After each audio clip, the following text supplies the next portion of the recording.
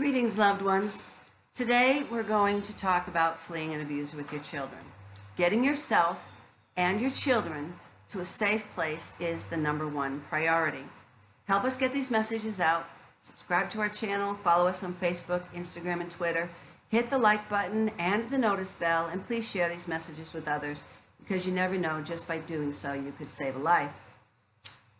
You're enduring life with an abusive partner and you realize it's time to leave. But you have children in the house. He tells you that if you take them, he will file a missing child report and you will be accused of kidnapping. He says you will be arrested and you will lose custody. So you stay out of fear, enduring endless days, months, and years of abuse. This threat is used on many survivors of domestic violence by their controlling partners. It is an abuser's manipulation tactic. I see this in almost every single case that we're involved with. While child custody issues are very real and nuanced, this scenario holds no validity with the law when you and your children need to escape abuse to a shelter. So don't listen to what he's saying. Just leave with your children.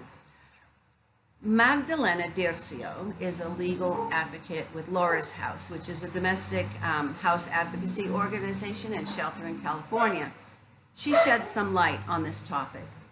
Drco says, if you need to flee your abusive situation and enter a shelter, it is important to know that if there are no custody orders, you can take the children with you and there should not be legal consequences.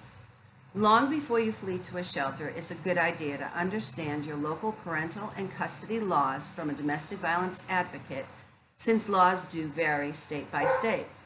After you flee to a shelter, you should follow up as soon as possible with an attorney to chart the best course of legal action going forward.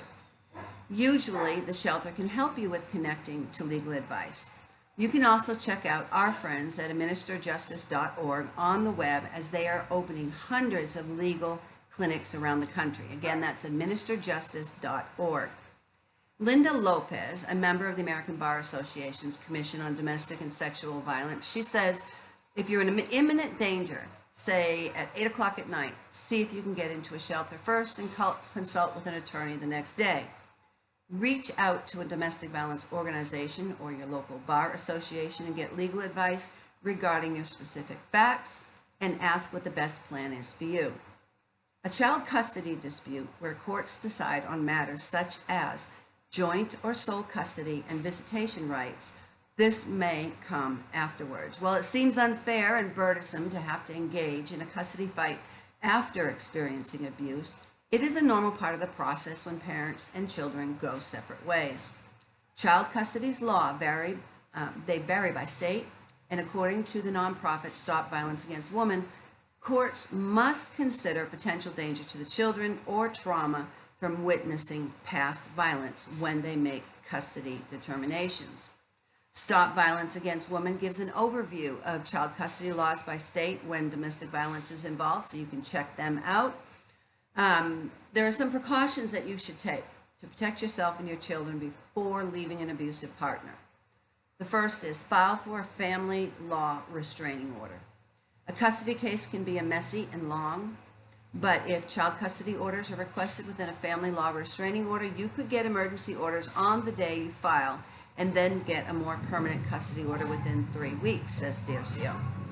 You also need to talk to an advocate to create a safety plan. We keep talking about this over and over, and I know it's repetitive, but not everybody's watching all of these videos in order, and it's important that you understand what you need to do, because leaving can be the most dangerous time for survivors.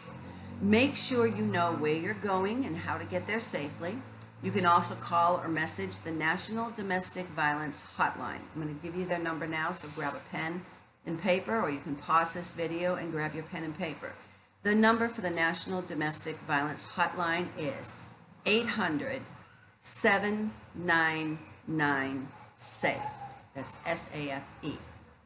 800-799-SAFE. It's open 24 hours a day, 7 days a week.